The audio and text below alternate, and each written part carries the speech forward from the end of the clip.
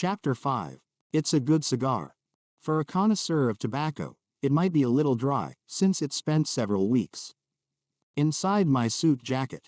But isn't it with pleasure during Peach's big meeting, while I remember that other, stranger, meeting with Jonah? Or was it really more strange than this? Peach is up in front of us tapping the center of a graph with a long wood pointer. Smoke whirls slowly in the beam of the slide projector. Across from me, someone is poking earnestly at a calculator. Everyone except me is listening intently, or jotting notes, or offering comments. Consistent parameters, essential to gain, matrix of advantage, extensive. Pre-profit recovery, operational indices, provide tangential proof. I have no idea what's going on.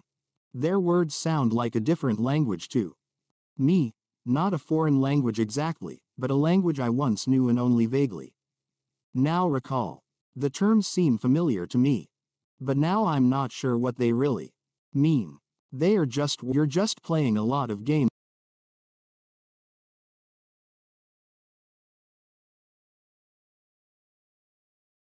Games with numbers and words. For a few minutes there in Chicago's O'Hare, I did try to think about what Jonah had said. He'd made a lot of sense to me somehow, he'd had some good points. But it was like somebody from a different world had talked to me. I had to shrug it off. I had to go to Houston and talk about robots. It was time to catch my own plane. Now I'm wondering if Jonah might be closer to the truth than I first thought. Because as I glance from face to face, I get this gut hunch that none of us here has anything more than a witch doctor's understanding of the medicine we're practicing. Our tribe is dying and we're dancing in our ceremonial smoke to exorcise the devil that's ailing us. What is the real goal? Nobody here has even asked anything that basic. Peach is chanting about cost opportunities and productivity, targets and so on. Hilton Smith is saying hallelujah to whatever Peach proclaims. Does anyone genuinely understand what we're doing? At 10 o'clock, Peach calls a break. Everyone except me exits for the restrooms. Or for coffee. I stay seated until they are out of the room. What the hell am I doing here? I'm wondering what good it is for me, or any of us, to be sitting here in this room. Is this meeting, which is scheduled to last for most of the day, going to make my plant competitive, save my job, or help anybody do anything of benefit to anyone? I can't handle it. I don't even know what productivity is. So how can this be anything except a total waste? And with that thought I find myself stuffing my papers back into my briefcase. I snap it closed, and then I quietly get up and walk out. I'm lucky at first. I make it to the elevator without anyone saying anything to me. But while I'm waiting there, Hilton Smith comes strolling past. You're not bailing out on us, are you, Al? He asks. For a second, I consider ignoring the question. But then I realize Smith might deliberately say something to Peach. Have to, I say to him. I've got a situation that needs my attention back at the plant. What? An emergency. You can call it that. The elevator opens its doors. I step in. Smith is looking at me with a quizzical expression as he walks by. The doors close. It crosses my mind that there is a risk of Peach firing me for walking out of his meeting. But that, to my current frame of mind as I walk through the garage to my car, would only shorten 3 months of anxiety leading up to what I suspect might be inevitable. I don't go back to the plant right away. I drive around for a while. I point the car down one road and follow it until I'm tired of it, then take another road. A couple of hours pass. I don't care where I am. I just want to be out. The freedom is kind of exhilarating until it gets boring. As I'm driving, I try to keep my mind off business. I try to clear my head. The day has turned out to be nice. The sun is out. It's warm. No clouds. Blue sky. Even though the land still has an early spring austerity, everything yellow-brown, it's a good day to be playing hooky. I remember looking at my watch just before I reach the plant gates and seeing that it's past 1 p.m. I'm slowing down to make the turn through the gate, when, I don't know how else to say it, it just doesn't feel right. I look at the plant. And I put my foot down on the gas and keep going. I'm hungry, I'm thinking maybe I should get some lunch. But I guess the real reason is I just don't want to be found yet. I need to think, and I'll never be able to do it if I go back to the office now. Up the road about a mile is a little pizza place. I see they're open, so I stop and go in. I'm conservative. I get a medium pizza with double cheese, pepperoni, sausage, mushrooms, green peppers, hot peppers, black olives and onion, and a sprinkling of anchovies. While I'm waiting, I can't resist the munchos on the stand by the cash register, and I tell the Sicilian who runs the place to put me down for a couple of bags of beer nuts, some taco chips, and, for later, some pretzels. Trauma whets my appetite. But there's one problem. You just can't wash down beer nuts with soda. You need beer. And guess what I see in the cooler? Of course, I don't usually drink during the day, but I look at the way the light is hitting those frosty cold cans. Screw it. I pull out a 6 of Bud. $23.62 and I'm out of there. Just before the plant, on the opposite side of the highway, there is a gravel road leading up a low hillside.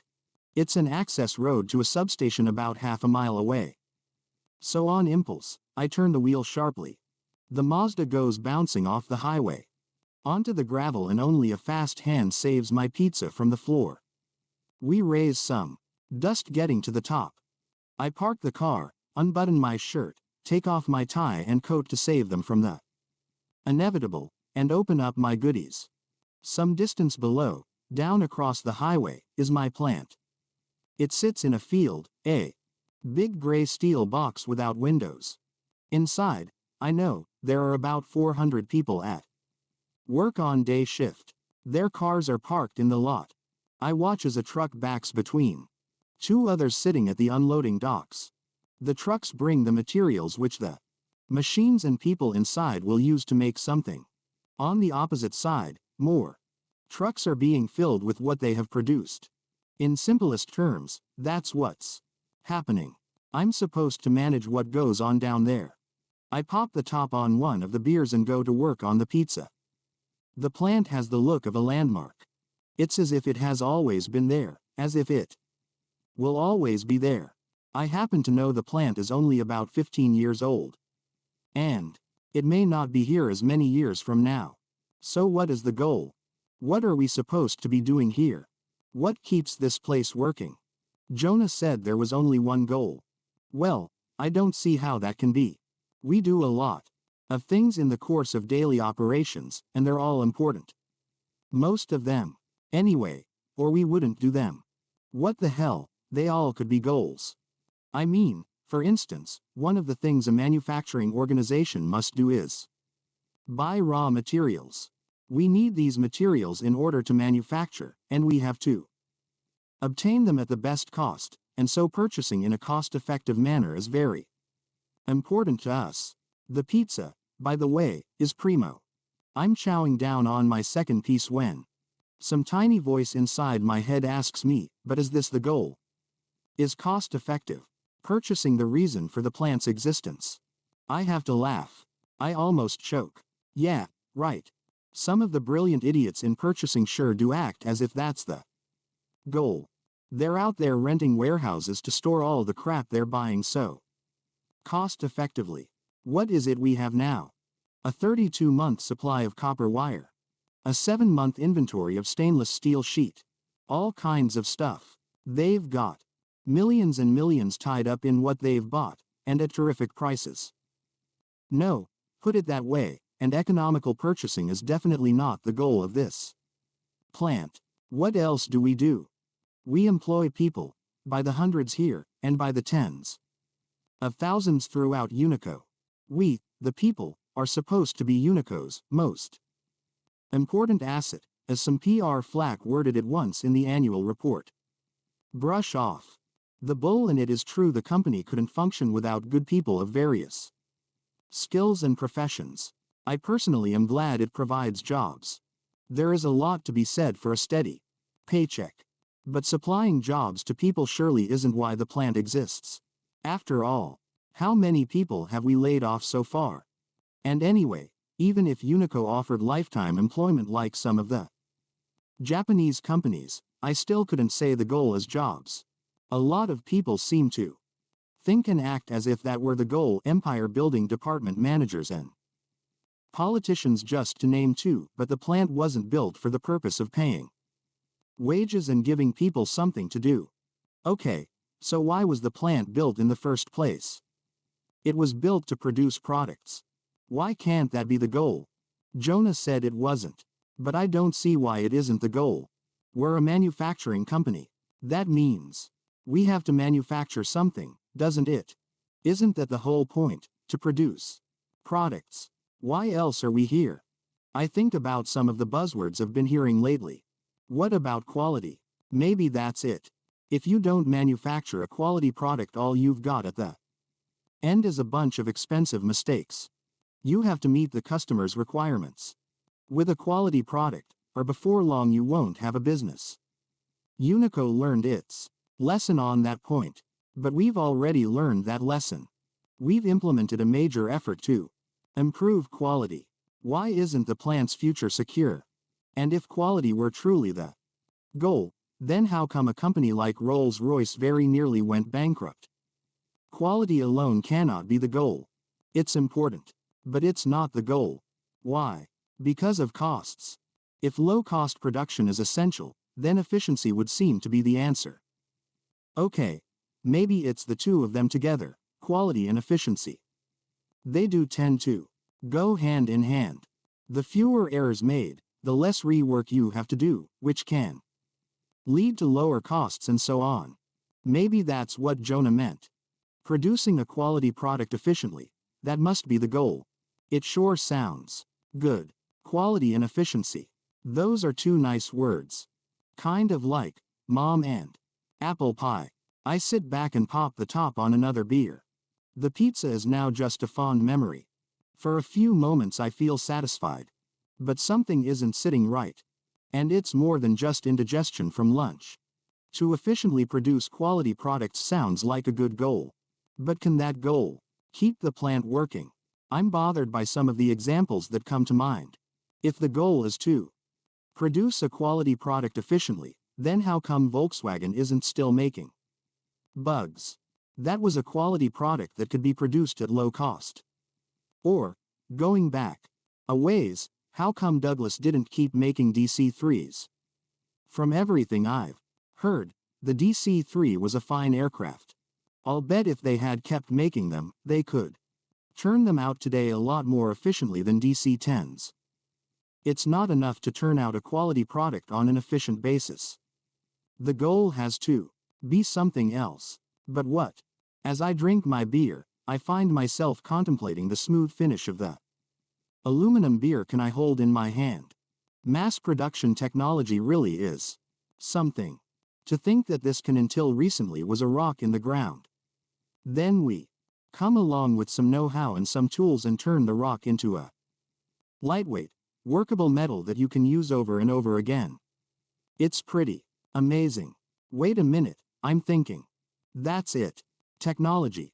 That's really what it's all about. We have to stay on the leading edge of technology. It's essential to the company. If we don't keep pace with technology, we're finished. So that's the goal. Well, on second thought, that isn't right. If technology is the real goal of a manufacturing organization, then how come the most responsible positions aren't in research and development? How come R&D is always off to the side in every organization chart I've ever seen? And suppose we did have the latest of every kind of machine we could use, would it save us? No, it wouldn't. So technology is important, but it isn't the goal. Maybe the goal is some combination of efficiency, quality and technology. But then I'm back to saying we have a lot of important goals.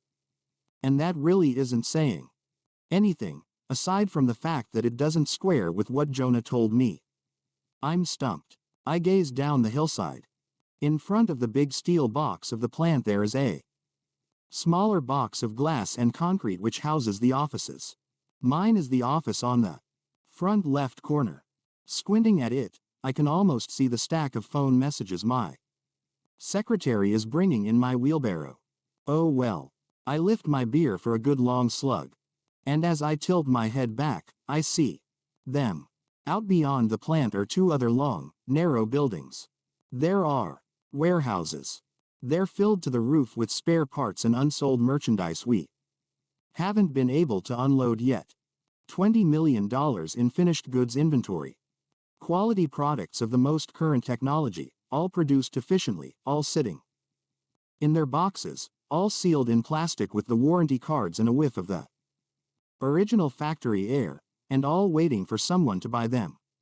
So that's it. Unico obviously doesn't run this plant just to fill a warehouse.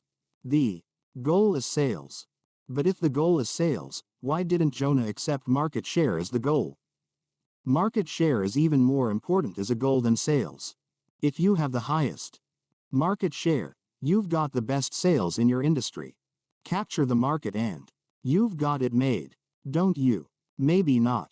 I remember the old line, we're losing money, but we're going to make it up with volume.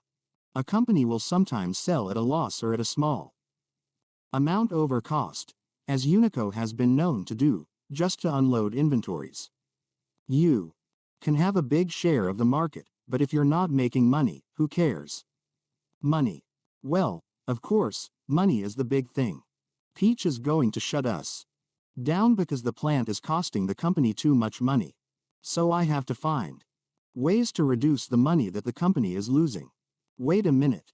Suppose I did some incredibly brilliant thing and stemmed the losses so we broke even. Would that save us? Not in the long run, it wouldn't. The plant wasn't built just so it could break even. Unico is not in business just so it can break even. The company exists to make money. I see it now. The goal of a manufacturing organization is to make money. Why else did J. Bartholomew Granby start his company back in 1881 and go to market with his improved coal stove? Was it for the love of appliances? Was it a magnanimous public gesture to bring warmth and comfort to millions? Hell, no. Old J. Bart did it to make a bundle. And he succeeded, because the stove was a gem of a product in its day. And then investors gave him more money so they could make a bundle, and J. Bart could make an even bigger one. But is making money the only goal? What are all these other things have been worrying about? I reach for my briefcase, take out a yellow legal pad and take a pen from my coat pocket. Then I make a list of all the items people think of as being goals: cost, effective purchasing, employing good people, high technology, producing products, producing quality products, selling quality products, capturing market share. I even add some others like communications and customer satisfaction. All of those are essential to running the business successfully. What do they all do? They enable the company to make money. But they are not the goals themselves. They're just the means of achieving the goal. How do I know for sure? Well, I don't. Not absolutely. But adopting, making money, as the goal of a manufacturing organization looks like a pretty good assumption. Because, for one thing, there isn't one item on that list that's worth a damn if the company isn't making money. Because what happens if a company doesn't make money?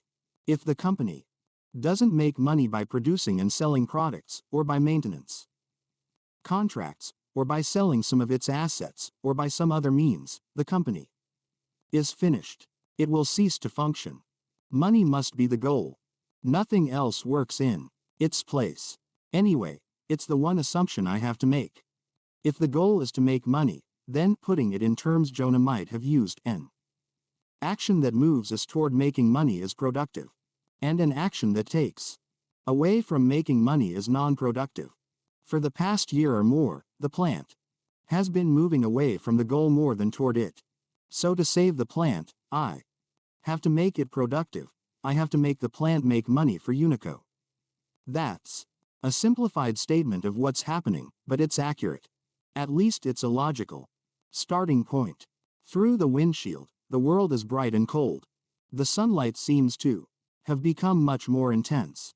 I look around as if I have just come out of a long trance. Everything is familiar, but seems new to me. I take my last swallow of beer.